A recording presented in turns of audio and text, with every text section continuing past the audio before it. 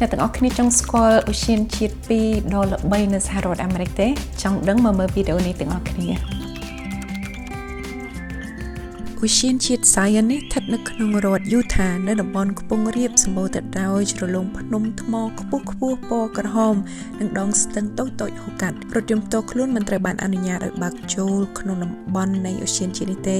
តែគេមានរថយន្តក្រុងដឹកអ្នកទេសចររាល់ថ្ងៃជាប្រចាំអ្នកទេសចរភាគច្រើនមកទីនេះដើម្បីដើរឡើងភ្នំបោះតង់ឬកម្សាន្តជាលក្ខណៈគ្រួសារដូចពួកខ្ញុំដែរពិតជាស្អាតប្លែកភ្នែកដើមឈើដុះលើភ្នំថ្មទោះតូចឬធំគេអភិរក្សទាំងអស់ឧស្សាហជាតិ Grand Canyon នេះស្ថិតនៅក្នុងរដ្ឋ Arizona ក៏នៅតំបន់ខ្ពង់រាបសម្បូរដោយជ្រលងភ្នំពណ៌ក្រហមរាប់រយនិងជាបេតិកភណ្ឌពិភពលោកមួយដែរក្នុងមួយឆ្នាំ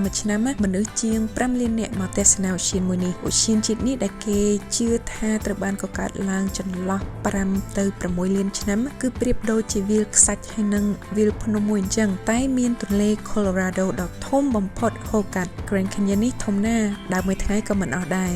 ខ្ញុំសង្ឃឹមថាអ្នកទាំងអស់គ្នានឹងបានមកទស្សនាឧស្សាហជាតិពីរនេះនៅថ្ងៃណាមួយ